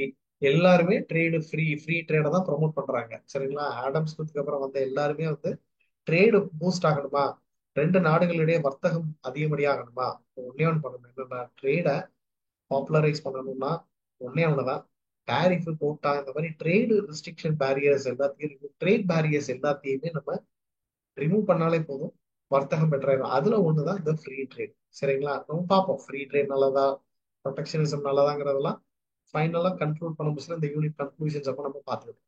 சரிங்களா? எஸ். இப்போ இதோட தொடர்ச்சியா இன்னொரு நமக்கு எக்கனாமிக்ஸ்ல ஏகப்பட்ட பாரடாக்ஸ் உண்டு. மைக்ரோ எக்கனாமிக்ஸ் எடுத்துக்கிட்டீங்கன்னா கிஃபன் பாரடாக்ஸ் உண்டு, செயின்ட் பீட்டர்ஸ்பர்க் பாரடாக்ஸ் உண்டு. சரிங்களா? அதே மாதிரி மேக்ரோ எக்கனாமிக்ஸ் எடுத்துக்கிட்டீங்கன்னா பாரடாக்ஸ் ஆஃப் த்ரிஃப்ட் உண்டு. சரிங்களா? அது மாதிரி பாரடாக்ஸுக்கு பஞ்சமே இல்லாத ஒரு சப்ஜெக்ட், முரண்பாடுகள் ஏகப்பட்ட உண்டு நம்ம சப்ஜெக்ட்ல. சரிங்களா? அதுல இன்டர்நேஷனல் எக்கனாமிக்ஸ்ல ரொம்ப பாப்புலரான ஒரு பாரடாக்ஸ் என்னன்னு சொல்லிக்கிட்டீங்கன்னா லியோனட்டிவ் பாரடாக்ஸ். இதுவும் நமக்கு தெரிஞ்சிருக்கணும். ஏன்னா ஹெச்ஓ தியரம் ஒரு காலத்துல பாப்புலரா பேசப்பட்டாலும் 1933 அவருடைய புக்கில் ரொம்ப பாப்புலரா விவாதிக்கப்பட்டிருந்தாலும் லேட்டர் ஸ்டேஜ்ல வந்து 1954 லியோனட்டப் அப்படிங்கிற ஒருத்தர் வந்து ரொம்ப தெள்ள தெளிவா அமெரிக்காவுடைய பேலன்ஸ் ஆஃப் பேமெண்ட் எடுத்து பாக்குறாங்க. பார்க்க முச்சுல ஒரு அதிர்ச்சிகரமான ஒண்ணு இருக்குது. என்னன்னு கேட்டீங்கன்னா, அமெரிக்கா நியாயப்படி ஒரு கேபிட்டல் இன்டென்சிவ் கண்ட்ரி. அப்ப நியாயப்படி கேபிட்டல் இன்டென்சிவ் பொருட்களை தான் ஏற்றுமதி பண்ணியிருக்கணும். ஆனா அவங்க லேபர் இன்டென்சிவ் பொருட்களை ஏற்றுமதி பண்ணிட்டு கேபிட்டல் இன்டென்சிவ் பொருட்களை இறக்குமதி பண்ணியிருப்பாங்க. கேபிட்டல் இன்டென்சிவ் பொருட்களை இறக்குமதி பண்ணியிருப்பாங்க. நியாயப்படி என்ன நடந்திருக்கணும்? It should be other way around. அதிகமாக கேபிட்டல் இன்டென்சிவ் பொருட்களை ஏற்றுமதி பண்ணிட்டு லேபர் இன்டென்சிவ் பொருட்களை இறக்குமதி பண்ணியிருக்கணும். ஆனா இங்க வைசி வர்சாவா நடந்திருக்கு. அமெரிக்கா லேபர் இன்டென்சிவ் பொருட்களை ஏற்றுமதி பண்ணிட்டு கேபிட்டல் இன்டென்சிவ் பொருட்களை இறக்குமதி பண்ணியிருப்பாங்க. இது ஏன் அப்படின்னு சொல்லி கேள்வி கேட்குச்சுல, லிண்டர் அப்படிங்கிற ஒருத்தர் வந்து ஒரு ஸ்டாண்ட் வைக்கிறாரு. என்னன்னு கேட்டீங்கன்னா, அமெரிக்கன்ஸ் வந்து கேபிட்டல் ரிச் கண்ட்ரியான அமெரிக்கா ஃபோர்டுன்னு ஒரு காரை தயாரிக்குது. ஃபோர்டுங்கிறது வந்து பாத்தீங்கன்னா ஒரு கார் கம்பெனி. கார் கம்பெனினாலே இது கேபிட்டல் இன்டென்சிவ் தான், இண்டஸ்ட்ரி தான். அதே மாதிரி டொயோட்டா அப்படிங்கிறது நல்லா பாத்தீங்கன்னா ஜப்பானுடைய கார் மேனுஃபேக்சரர். சரிங்களா? அப்போ இந்த ஜப்பானியர்கள் வந்து டொயோட்டாவை உற்பத்தி பண்றாங்க. அப்ப ஜப்பானும் வந்து பாத்தீங்கன்னா கேபிட்டல் ரிச் கண்ட்ரி தான். இப்போ அமெரிக்கன்ஸுக்கு வந்து ஜப்பானுடைய டொயோட்டா கார் ஓட்டணும்னு ஆசை இருக்கு. ஏன்னா ப்ராடக்ட் டிஃபரன்சியேஷன். ஏன்னா இங்க பாருங்க, எலன் ஹெக்ஸ்சக்கர் அண்ட் பிரெட்டிலோலையோட தியரியில பர்ஃபெக்ட் காம்படிஷன் எடுத்து வந்திருக்காங்க. பர்ஃபெக்ட் காம்படிஷன் சொல்ல முடியல, ப்ராடக்ட்ஸ் எல்லாம் ஹோமோஜீனியஸ் சொல்லி நம்ம மார்க்கெட் ஸ்ட்ரக்சர்ல படிச்சிருக்கோம். கரெக்டா? ப்ராடக்ட்ஸ் எல்லாம் ஹோமோஜீனியஸ் அப்படின்னு சொல்லி படிச்சிருக்கோம், ஒரே மாதிரி தன்மையான கொண்ட பொருட்கள் அப்படின்னு இருக்கும். ஆனா ரியல் வேர்ல்டுல பாத்தீங்கன்னா ரெண்டுமே கார் தான். ஆனா இது ஒரு ஆலிகோபோலிக்கு சூட்டபிள் எக்ஸாம்பிளா? Yes, that too differentiated oligopoly. சரிங்களா? ஆலிகோபோலியை நம்ம ரெண்டா பிரிப்போம். பியோர் ஆலிகோபோலி அண்ட் டிஃபரன்ஷியேட்டட் ஆலிகோபோலின்னு சொல்லி பிரிப்போம். பியோர் ஆலிகோபோலிங்கிறது few sellers selling the homogeneous product. ஒரே மாதிரியான தன்மை கொண்ட பொருட்களை சிலர் வந்து விற்பாங்க. ஆனா டிஃபரன்ஷியேட்டட் ஆலிகோபோலிங்கிறது ப்ராடக்ட் டிஃபரன்சியேஷன் பாசிபிள். அதுக்கு ரொம்ப சூட்டபிள் எக்ஸாம்பிள் என்னன்னு கேட்டீங்கன்னா ஆட்டோமொபைல் இண்டஸ்ட்ரீஸ் சொல்லலாம். பாத்தீங்கன்னா இந்தியாவில பாத்தீங்கன்னா பைக்னு எடுத்துக்கிட்டீங்கன்னா hero, Honda, Yamaha, TVS, Bajaj, இந்த மாதிரி எல்லாமே ஆட்டோமொபைல் தான். பட் ப்ராடக்ட் டிஃபரன்சியேஷன் சொல்றேன்ல, அதனால ரியல் வேர்ல்டுல உங்களுக்கு மொனோபோலிஸ்டிக் காம்படிஷனும் ஆலிகோபோலியும் இருக்கிறதுனால அமெரிக்கன்ஸுக்கு வந்து ஜப்பானியர்களுடைய டொயோட்டா காரை ஓட்டணும்னு ஆசைப்படுவாங்க. அதே மாதிரி அமெரிக்காவுடைய ஃபோர்டு காரை ஜாப்பனீஸ் ஓட்டணும்னு ஆசைப்படுவாங்க. ஜப்பானியர்கள் ஓட்டணும்னு சொல்லி ஆசைப்படுறதுனால ரெண்டு கேபிட்டல் ரிச் கண்ட்ரியுமே வர்த்தகம் வச்சுக்கிறதுல ஆச்சரியப்படுறது ஒன்றுமே கிடையாது. அமெரிக்கா கேபிட்டல் இன்டென்சிவ் பொருட்களை இறக்குமதி பண்றதுலாம் ஒன்றும் ஆச்சரியமே இல்லை. ஏன்னா அந்த தீர்வு என்ன சொல்லியிருப்பாங்க? America has imported the capital intensive commodity அப்படின்னு சொல்லியிருப்பாங்க. ஏன்? Because of product differentiation. ஜப்பானியர்களோட கார் டொயோட்டா காரை ஓட்டணும்னு அமெரிக்கனும், போர்டு காரை ஓட்டணும்னு அவங்களும் ஆசைப்படலாம். அதனால ரெண்டு கேபிட்டல் ரிச் கண்ட்ரி வர்த்தகம் பண்ணிக்கலாம். இதுல ஒன்றும் பெரிய இதெல்லாம் இல்லை அப்படின்னு சொல்லி கன்க்ளூட் பண்றாங்க. அப்போ தியரி வந்து இன்னும் அடுத்த லெவலுக்கு அப்கிரேட் ஆகுது. சரிங்களா? இன்னும் அட்வான்ஸ்மெண்ட் ஆகுது, ரியல் வேர்ல்ட நோக்கி வருது. சரிங்களா? மெர்கண்டலிசமே எதிர்த்தாங்க, பட் இருந்தாலும் நடைமுறையில இருந்தது. ஆடம் ஸ்மித்தோட ஐடியாலஜி இன்னும் பெட்டரா இருக்குது. கம்பேரிட்டிவ் அட்வான்டேஜ் தியரி அதை விட இன்னும் பெட்டரா ஆகுது. ஆப்பர்ச்சுனிட்டி காஸ்ட் அதை விட பெட்டரா இவால்வ் ஆகுது. ஹெச்ஓ தியரம் ஒரு ஃபைனல் டச் கொடுக்குது. அதுல இருந்து Leonardo paradox and Linder hypothesis இந்த மாதிரி விஷயங்கள்லாம் வந்து ட்ரேட இன்னுமே வந்து நடக்கிறத ரியல் வேர்ல்டோட கனெக்ட் பண்ண வைக்குது. சரிங்களா? இது எல்லாமே வந்து உங்களுக்கு வர்த்தகத்தை அந்த அந்த எவல்யூஷனை நீங்க கிளியரா பார்த்துட்டே வரலாம். இதுல ஒரு படி மேல போய் இன்டர் டிசிப்ளினரியில நான் எப்படி எனக்கு ஹெச்ஓ தியரம் ரொம்ப பிடிக்குமோ அதே மாதிரி எனக்கு இன்னும் ரொம்ப பிடிச்ச தியரி என்னன்னு கேட்டீங்கன்னா gravity theory of trade. Sir இதெல்லாம் நாங்க டிஆர்பில படிக்கணுமா அப்படின்னு கேட்டீங்கன்னா இதெல்லாம் ஃபவுண்டேஷன். மறுபடியும் சொல்றேன், international monetary system and capital movement and trade problem இந்த கண்ட்ரிஸ். சரிங்களா? டெவலப்பிங் கண்ட்ரீஸ்ல இருக்கிற ட்ரேடு ப்ராப்ளம்லாம் தெரியணும்னா என்னைக்குமே நல்லா ஞாபகம் வச்சுக்கோங்க, தியரி பேஸ் பண்ணி கனெக்ட் பண்ண முடிச்சதான் நமக்கு அந்த கான்செப்டை நம்மளால டிஃபெண்ட் பண்ண முடியும். சரிங்களா? அதனால நம்ம இதெல்லாம் ஃபவுண்டேஷன் தான், ஃபவுண்டேஷன் கோர்ஸ் தான். அதனால தாராளம் நமக்கு பயனுள்ளதா தான் இருக்கும். சரிங்களா? எஸ். இன்னொன்னு வந்து பாத்தீங்கன்னா பொதுவாகவே எனக்கு வந்து if you ask me sir next to economics which subject you like அப்படின்னு சொல்லி கேட்டீங்கன்னா I will straight away without any second opinion, second தாட்டே இல்லாம ஐ வில் சே பிசிக்ஸ். சரிங்களா? பிசிக்ஸ் எனக்கு ரொம்ப பிடிச்ச சப்ஜெக்ட் அப்படின்னா ஸோ அந்த கான்செப்ட் வந்து பாரோ பண்ண ஒரு கான்செப்ட். அதாவது நம்மளுடைய இந்த சூரிய குடும்பம் இருக்குல்ல, சோலார் சிஸ்டம், அதுல ஏன் மர்க்குரி, வீனஸ், எர்த், மாஸ்னு இதே ஆர்டர்ல இருக்குது? நம்மளும் ஸ்கூல் படிக்கும் தான் படிக்கிறோம். நம்மளுடைய அடுத்த வந்த ஜெனரேஷனும் இதே தான் படிக்கிறாங்க. இன்னும் எத்தனை ஜெனரேஷன் வந்து பார்த்தாலும் இதே ஸ்ட்ரக்சர் தான் படிப்பாங்க. ஏன் அப்படின்னு சொல்லி பாத்தீங்கன்னா, இந்த இந்த சோலார் சிஸ்டம் வந்து மாறாத்தன்மை கொண்டது. இப்படியே தான் இருக்கும். மெர்க்குரி, வீனஸ், எர்த், மாஸ் தான் இருக்கும். இதுக்கு காரணம் என்னன்னு கேட்டீங்கன்னா, கிராவிட்டி தான் காரணம், லா ஆஃப் கிராவிட்டி தான் காரணம் அப்படிங்கிறாங்க. அப்ப இந்த கிராவிட்டி தியரினா என்னங்கறத லைட்டா டச் பண்ணிட்டு இது எப்படி எக்கனாமிக்ஸோட தொடர்புடைய இருக்குங்கிறத நான் சொல்லிடுறேன். அதாவது மர்க்குரிக்கு அப்புறம், சரிங்களா, மர்க்குரி, வீனஸ், எர்த், மாஸ் அப்படின்னு சொல்லி நம்ம போறோம்ல. இப்போ இந்த இந்த ஆர்டர் மாறாம இருக்கிறதுக்கு காரணம் என்னன்னு கேட்டீங்கன்னா, ரெண்டு பிளானட்டுக்கும் வெயிட்னு ஒண்ணு உண்டு, மாஸ் அப்படின்னு ஒண்ணு உண்டு. சரிங்களா, மாஸ் வெயிட். சரிங்களா, எர்த்துக்குன்னு ஒரு வெயிட் இருக்கும், மாஸ் இல்ல எர்த் வீனஸ்க்குன்னு ஒரு வெயிட் இருக்கும். Weight of Earth, weight of Venus. And இந்த ரெண்டு பிளானட்டுக்கு நடுவுல டிஸ்டன்ஸ்னு ஒண்ணு இருக்கும். ரெண்டு பிளானட்டுக்கு நடுவுல டிஸ்டன்ஸ் ஒன்று இருக்கும். The distance between the planet and weight of the planet, இதுதான் வந்து கிராவிட்டியை தீர்மானிக்குது. இந்த கிராவிட்டி தீர்மானிக்கிறது தான் இதே மாதிரி இந்த ஆப்ஜெக்ட்ஸ் இதே மாதிரி இதுல வந்து சுழன்றுகிட்டு இருக்குது, தன்னோட இடத்த மாத்தாம அப்படின்னு சொல்லி சொல்றாங்க. இந்த கான்செப்ட்ல இன்ஸ்பயர் ஆன, சரிங்களா, one of the first Nobel prize winner Jan Tinbergen, ரெண்டு பேர் வந்து 1969 தான் நமக்கு எக்கனாமிக்ஸ்க்கு நோபல் பிரைஸ் இன்ட்ரடியூஸ் பண்ணியிருப்பாங்க. சரிங்களா, ஃபர்ஸ்ட் வந்து ராக்னர் ஃப்ரிஸ்க் அண்ட் ஜான் டிம்பர்கர். சரிங்களா, இவங்க ரெண்டு பேரும் தான் வந்து முதல்ல பொருளாதாரத்துக்கான நோபல் பரிசை 1969 வாங்கியிருப்பாங்க.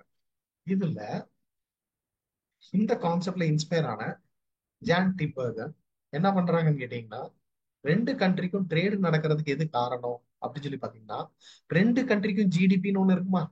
இப்போ இந்தியாவுக்குன்னு ஒரு ஜிடிபி இருக்கும், சைனாக்குன்னு ஒரு ஜிடிபி இருக்கும். அதை தான் இங்க மாஸோட கனெக்ட் பண்றாங்க. எப்படி வெயிட்ட, ஒரு பிளானட்டோடைய வெயிட்டை எப்படி வந்து மாஸ்ன்னு சொல்றோமோ, அதே மாதிரி ஒவ்வொரு கண்ட்ரிக்கும் ஜிடிபின்னு ஒண்ணு இருக்கும். அதே மாதிரி இந்த ரெண்டு நாடுகளிடையே டிஸ்டன்ஸ்னு ஒண்ணு இருக்கும். சரிங்களா, அப்போ வர்த்தகத்தை தீர்மானிக்கிறது என்னன்னு கேட்டீங்கன்னா, அந்த நாட்டுடைய ஜிடிபி, இந்தியாவுடைய ஜிடிபி இன்டு சைனாவுடைய GDP into distance between the China and India, இந்தியாவுக்கும் சைனாக்கும் உள்ள தூரம், அண்ட் ரெண்டு கண்ட்ரியோடைய GDP, GDP of country one and GDP of country two, and distance between the country. அதாவது economic capital of a country something measure by the port. அப்போ இந்தியான்னு எடுத்துக்கிட்டீங்கன்னா, சீனாவில் உள்ள துறைமுகத்துக்கும் அப்புறம் ஷாங்காயில் உள்ள போர்ட்டுக்கும் உள்ள டிஸ்டன்ஸ், இல்ல இந்தியாவுக்கும் கொழும்புல உள்ள ஹம்பன்டோட்டா துறைமுகத்துக்கும், இந்தியாவுக்கும் ஈரான்ல இருக்கிற சாபர் போர்ட்டுக்கும் உள்ள தொடர்பு, இந்தியாவுக்கும் ஆஸ்திரேலியால இருக்கிற பெர்த் போர்ட்டுக்கும் உள்ள distance, and GDP of Australia and India, இப்படி சொல்லி கம்பேர் பண்றாங்க. சரிங்களா, டிஸ்டன்ஸை வச்சு கம்பேர் பண்றாங்க. புரியுதுங்களா? அதே மாதிரி ஜிடிபி அந்தந்த நாட்டுடைய உள்நாட்டு உற்பத்தி எப்படி இருக்குது அப்படின்னு சொல்லி, இதுதான் ட்ரேடை தீர்மானிக்கும் அப்படின்னு சொல்லி இன்னும் ஒரு படி மேல போய் டிஃபைன் பண்றாங்க. கிளியரா? S.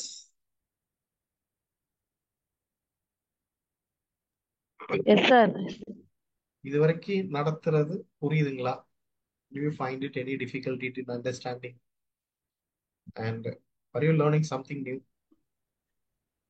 Sir, can you explain the law of gravity of trade? Law of Gravity gravity, theory of trade. trade தானே மேம்? Gravity, trade. மேம் ஒண்ணும் இல்ல மேம், ரெண்டு நாடுகளிடையே வர்த்தகம் நடக்கிறதுக்கு எது எது வந்து தீர்மானிக்கிற சக்தியா இருக்கு அப்படின்னு சொல்லி கேக்குறாங்கன்னா, ஒவ்வொரு நாட்டுக்கும் உள்நாட்டு உற்பத்தின்னு ஒண்ணு உண்டா, GDP, sum total of all final goods and services produce இந்த country for a period of 1 year. இந்தியாவுடைய ஜிடிபி என்னன்னு எடுத்துக்கிட்டீங்கன்னா $3.45 trillion சொல்லலாமா? எஸ். இந்தியாவுக்குன்னு ஒரு உள்நாட்டு உற்பத்தி இருக்குமா மேம்? அதே மாதிரி சைனாக்குன்னு ஒரு ஜிடிபி ஒன்று இருக்குமா மேம்? எஸ். $12 trillion அப்படின்னு இருக்குன்னா, இந்த ரெண்டு நாடுகள்லயும் உற்பத்தி எவ்வளவு இருக்குன்னு பார்ப்பாங்க. அதுக்கப்புறம் ஒரு நாடு உற்பத்தியே குறைவா உற்பத்தி பண்ணுதுன்னா அவங்களால வெளிநாட்டுக்கு எக்ஸ்போர்ட் பண்ண முடியுமா? ஒரு நாடு உள்நாட்டு உற்பத்தி, அவங்க உற்பத்தி பண்ற ஜிடிபி அவங்களுக்கே பத்தலைன்னா வெளிநாட்டுக்கு ஏற்றுமதி பண்றதுக்கான பாசிபிலிட்டிஸ் இருக்கா? கிடையாது. கரெக்ட்டுங்களா? அதே மாதிரி ரொம்ப தொலைவான டிஸ்டன்ஸ் இருந்தாலும் வர்த்தகம் பண்றது அவங்களுக்கு லாஸ்ல தான் இருக்கும். ஏன்னா டிரான்ஸ்போர்ட் காஸ்ட் ஹெவியா இருக்கும். சரிங்களா? ஒரு ஊர்ல இருந்து இன்னொரு எடுத்து போறதுக்கு நமக்கு எரிபொருள்ல இருந்து எல்லாமே அதிக செலவாகும். அப்ப அந்த பொருளோட விலை அதிகமாகும். அதுக்கு வெளிநாட்டுல இருந்து இவ்வளவு காஸ்ட்லி அந்த பொருளை வாங்குறதுக்கு நம்ம உள்நாட்டிலேயே அந்த பொருளை விற்கிற பொருளை வாங்கிக்கலான்ட்டு போயிருவாங்கல்ல. அப்போ நல்லா கவனிச்சீங்கன்னா ட்ரேடை தீர்மானிக்கிறது எதுன்னு கேட்டீங்கன்னா ஜிடிபி ஆஃப் த கண்ட்ரியும், சரிங்களா, டிஸ்டன்ஸ் பிட்வீன் த கண்ட்ரிஸ் தான். ஒவ்வொரு நாட்டுக்கும் உள்நாட்டு உற்பத்தின்னு ஒண்ணு இருக்கும். அதே மாதிரி ரெண்டு நாட்டுக்கும் உள்ள தூரம்னு ஒண்ணு உண்டு. இது ரெண்டையும் வச்சுதான் கம்பேர் பண்ணி ட்ரேடு நடக்குது அப்படின்னு சொல்லி ஒரு கன்க்ளூஷன்ஸ்க்கு வர்றாரு. சரிங்களா மேம்? அப்போ எப்படி Newton model of gravity theory இருக்குதோ, கிராவிட்டி தியரி ஆஃப் ட்ரேட் இருக்குதோ, சூரிய குடும்பத்தை எப்படி எக்ஸ்பிளைன் பண்றாங்களோ, ஏன் மாஸுக்கும் வீனஸ்க்கும் நடுவில் இவ்வளவு வித்தியாசம் இருக்கு, எர்த்துக்கும் மேர்குரிக்கும் உள்ள இவ்வளவு வித்தியாசம் இருக்கு, காரணம் ரெண்டு பிளானட்டுக்கும் நடுவுல வெயிட்னு ஒண்ணு உண்டு அண்ட் ரெண்டுக்கும் நடுவுல டிஸ்டன்ஸ் இருக்கு. இதுதான் புவி ஈர்ப்பு சக்தியில அந்த பிளானட்டை இடம் மாறாம பாத்துக்கிறது. அதே மாதிரி ட்ரேடு நடக்கிறதுக்கு முக்கியமான காரணம் என்னன்னு கேட்டீங்கன்னா ஒவ்வொரு கண்ட்ரிக்கும் ஜிடிபின்னு ஒண்ணு உண்டு. அந்த ஜிடிபி சைஸும் ரெண்டு நாடுகளுக்கு இடையே உள்ள டிஸ்டன்ஸும் தான் வர்த்தகத்தை தீர்மானிக்குது அப்படின்னு சொல்லி அதாவது பொருளாதாரத்துக்கு நோபல் பரிசு வாங்க ஜான் டிம்பர்கர் தெளிவா gravity theory of trade explain பண்ணிருப்பாங்க. கிளியரா? இதெல்லாம் கொஞ்சம் அட்வான்ஸ்டு தியரிஸ்.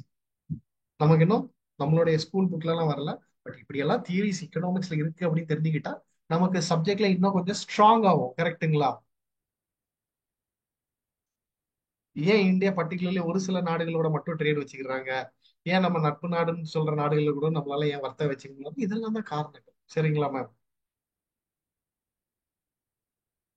கிளியரா? எஸ். யாருக்காச்சும் ஏதாவது டவுட் இருக்கா? Yes. Shall we move on to next topic?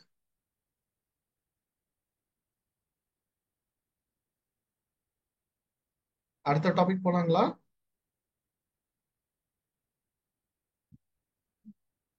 ஓகேங்க. சரி. இன்னும் ஒரு சில பேசிக் தியரிஸ் மட்டும் ஒன் லைனர்ல சொல்லிட்டு நம்ம அப்படியே பேலன்ஸ் ஆஃப் பேமெண்ட் இதுக்கெல்லாம் போயிடலாம். சரிங்களா? அதுக்கப்புறம் வந்த தியரி எல்லாம் பாத்தீங்கன்னா ஸ்டால்பர் சாமுவல்ஸ் தியரி. சரிங்களா? தியரி எல்லாம் ஒன் லைன்ல சொல்லிடுறேன். ஆனா நமக்கு அது அட்வான்ஸ்மெண்ட் எவ்வளவு இருக்குன்னு சொல்லி நமக்கு ஆக்சுவலா பாத்தீங்கன்னா எலன் ஹெக்ஸர் அண்ட் பிரெட்டிலோட தியரி பாராடாக்ஸ் வரைக்கும் போதும். இதெல்லாம் நம்மளுடைய அண்டர்ஸ்டாண்டிங். இவ்வளவு விஷயங்கள் எக்கனாமிக்ஸ்ல இருக்கு அப்படின்னு தெரிஞ்சுக்கிறதுக்காக தான். சரிங்களா? அப்போ இங்க நீங்க நல்லா கவனிச்சீங்கன்னா ஸ்டால்பர் சாமுவல்சன் தியரம். சரிங்களா? இங்க பாருங்களேன். ஒரு இப்போ you take it in other way. இங்கேயும் விவசாயம் தான் நடக்குது, இங்கேயும் விவசாயம் தான் நடக்குது. கரெக்ட்டுங்களா? ஆனா இங்க மெக்கனைஸ்டா நடக்குது, இங்க லேபர் மூலமா நடக்குது. கரெக்டா? அப்போ இந்த ரெண்டு நாடுகள் இடையே ட்ரேடு நடக்கும் போச்சுல என்ன பண்ணனால் ட்ரேட் இன்னும் பெட்டர் ஆகும் அப்படின்னு சொல்லி சொல்றாங்கன்னு கேட்டீங்கன்னா ஃபேக்டர் ஆஃப் ப்ரொடக்ஷனை ஒரு கண்ட்ரில இருந்து இன்னொரு கண்ட்ரிக்கு ஈஸியா மூவ் பண்ண அலோவ் பண்ணுங்க அப்படிங்கிறாங்க. சரிங்களா? இங்க இருக்கிற கேபிட்டலை இங்கேயும் இங்க இருக்கிற லேபரை இங்கேயும் ஃப்ரீயா மூவ் பண்ண முடியல. சரிங்களா? ஃபேக்டரி பிரைஸ் ஈக்குவலைசேஷன் ஈஸியா முடிஞ்சிடும் அப்படின்னு சொல்லி சொல்றாங்க. சரிங்களா? அதாவது இதெல்லாம் advancement over the H O theorem. Eli Heckscher பிரெட்டிலோட தீரத்தோட அடுத்த லெவல் ஆஃப் கொஷின்ஸ் தான் இதெல்லாமே நம்ம பார்க்க போறது. ஸோ இதெல்லாம் படிச்சிட்டீங்க அப்படின்னா நமக்கு அந்த லாஸ்டா ஒரு டாபிக் இருக்கு தெரியுமா நமக்கு சிலபஸ்ல இருக்கு பாருங்க, trade problem in developing countries அப்படின்னு சொல்லி ஒரு டாபிக் வரும். சரிங்களா? What are the regional arrangements by the developing countries.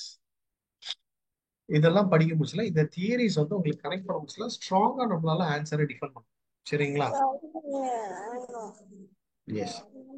கொஞ்சம் மியூட் பண்ணிக்கோங்க டிவைஸ். ஓகேங்க. ஸோ இப்போ எஸ், இதுக்கப்புறம் உள்ள தியரிஸ் ஸ்டால்பர் சாமுவல்சன் தியரம். இந்த தியரியில என்ன சொல்றாங்கன்னு கேட்டீங்கன்னா ஒண்ணு இல்ல, இந்தியால இருந்து அதிகமாக டெக்ஸ்டைல நிறைய உற்பத்தி பண்றோம். உற்பத்தி பண்ணி யூரோப்பியன் கண்ட்ரீஸ்க்கு நம்ம அனுப்புவோம். யூரோப்பியன் கண்ட்ரீஸ்க்கு அப்படி அனுப்பும் போச்சுல இந்த யூரோப்ல ட்ரெஸ்ஸஸ்க்கான விலை அதிகமாகுது, இல்ல இந்த பொருளுக்கான தேவை அதிகமாகுது அப்படின்னா இந்த ட்ரெஸ்ஸை உற்பத்தி பண்ற லேபருக்கு இந்தியால தேவை கூடுமா? ஆமாவா இல்லையா? அமெரிக்காலயோ யூரோப்லயோ இந்தியால இருந்து எக்ஸ்போர்ட் ஆகிற பொருட்களுக்கு தேவை அதிகரிக்கும் பட்சத்தில் அந்த பொருளை உற்பத்தி பண்ணக்கூடிய ஃபேக்டரான லேபர்ஸ்க்கு இந்தியால கூடுமா, தேவை கூடுமா, குறையுமா? Obviously it will increase. கரெக்ட்டுங்களா? அப்போ லேபருக்கான ஊதியம் அதிகரிக்கும் அப்படிங்கிறாங்க. ஏன்னா இந்த பொருளை, இந்த ட்ரெஸ்ஸை உற்பத்தி பண்றதுக்கு நம்ம அதிகமா என்ன பயன்படுத்துவோம்? லேபரை தான் பயன்படுத்தும். அப்போ இந்த பொருட்களுக்கு தேவை அதிகரிக்கும் பட்சத்துல மறைமுகமா இந்த லேபர்ஸ்க்கு தேவை அதிகரிக்குது. அப்போ டிமாண்ட் ஃபார் லேபர் அதிகரிக்கும் பட்சத்தில் இவங்க நிறைய ஊதியம் கேட்பாங்க. அப்போ அவங்களுக்கு இந்த ரியல் ரிவார்டு வந்து நிறைய போய் சேரும் அப்படின்னு சொல்றான் இந்த ஸ்டால்பர் சாம்பல்சன் தியரம். சரிங்களா? இதெல்லாம் இந்த ஹெச்ஓ தியரம குறைகள் சொன்னதை அப்படியே கொஞ்சம் கொஞ்சமா நிவர்த்தி பண்ணியிருப்பாங்க. அப்புறம் ருபான்ஸ்கிஸ் தியரம். சரிங்களா? ருபான்ஸ்கிஸ் தியரம் வந்து ஒரு ஃபேமஸான தியரி இருக்கு. ரெண்டுலயும் ப்ரொடக்ஷன் ப்ராசஸ் தான் நடக்குது. இதுல அதிகமா லேபரை பயன்படுத்துறோம், இதுல அதிகமா கேபிட்டலை பயன்படுத்துறோம்.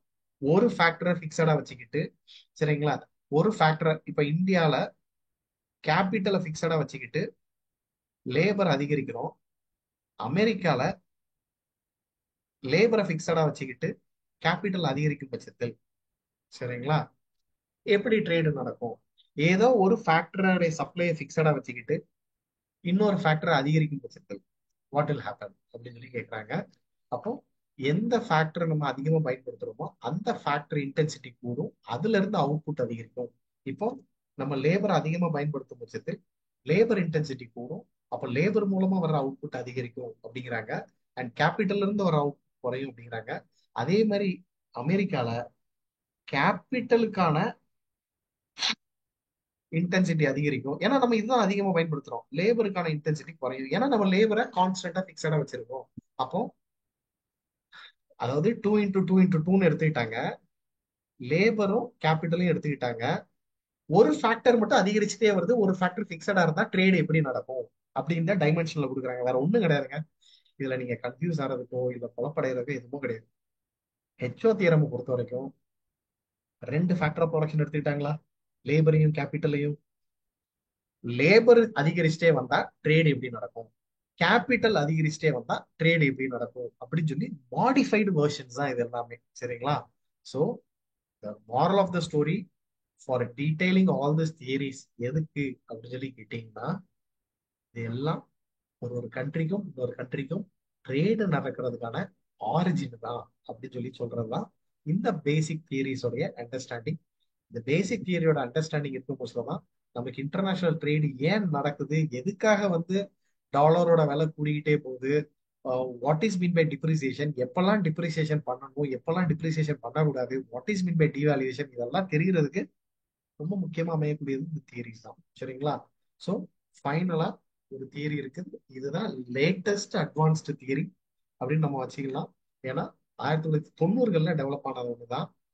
இது வந்து நேஷனல் காம்படிட்டிவ் அட்வர்டைஸ் தியரி. நம்ம கம்பேரிட்டிவ் அட்வர்டைஸ் தியரின்னு கேள்விப்பட்டிருக்கோம், ஆனா நேஷனல் காம்படிட்டிவ் அட்வர்டைஸ் தியரின்னு ஒரு தியரி சொல்றாங்க. இந்த தியரியோட ஸ்பெஷாலிட்டி என்னன்னு சொல்லி கேக்குறீங்கன்னா, ஒரு கண்ட்ரி அதிகமா எக்ஸ்போர்ட் பண்ணுதுன்னு சொல்லணும்னா ஆக்சுவலா பாத்தீங்கன்னா அந்த கண்ட்ரி எக்ஸ்போர்ட் பண்ணல, அந்த கண்ட்ரில இருக்கிற பொருட்கள், அந்த கண்ட்ரில இருக்கிற கம்பெனி தான் எக்ஸ்போர்ட் பண்ணுது. கரெக்டா? இப்போ இந்தியால இருந்து டீ அதிகமா எக்ஸ்போர்ட் ஆகுது அப்படின்னா டெட்லே டீயா இருக்கலாம்.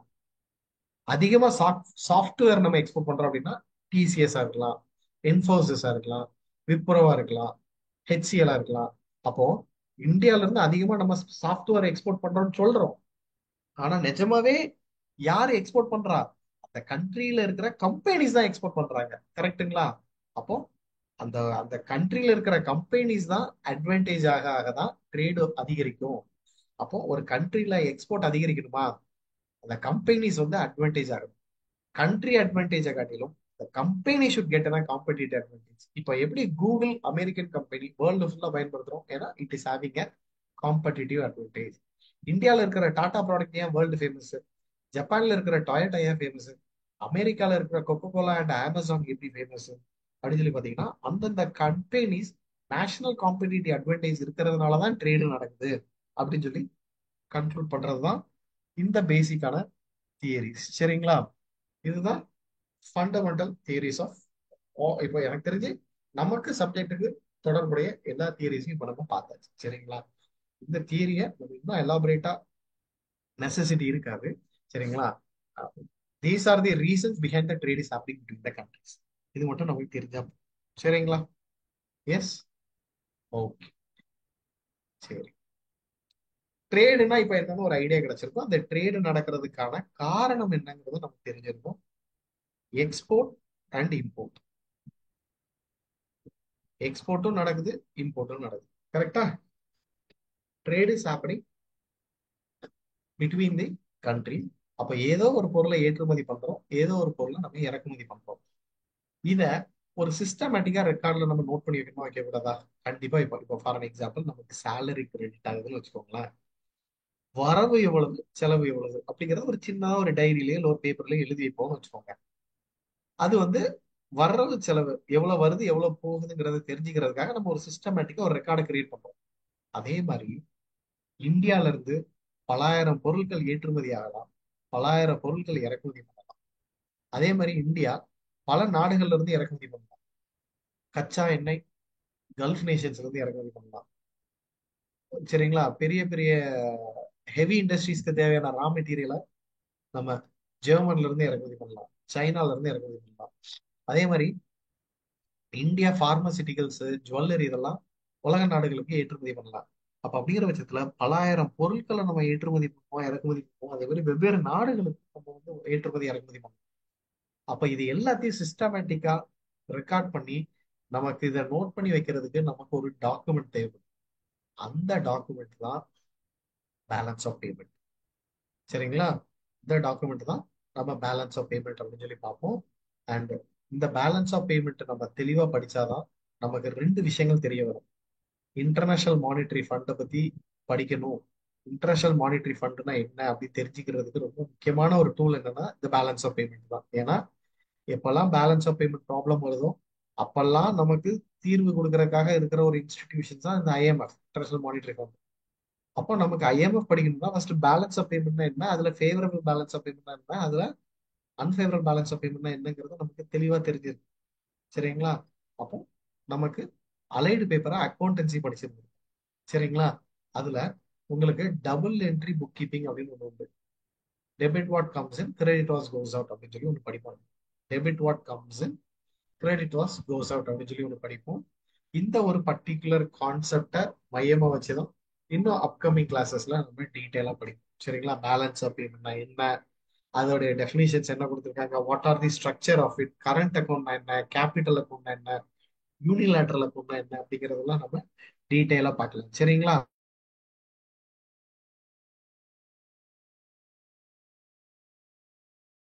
எஸ். சரிங்களா? ஓகேங்க.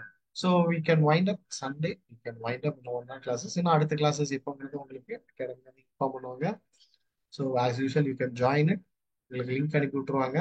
ஸோ நல்லா படிங்க. Will see you in the next class. Thank you so much. Thank you.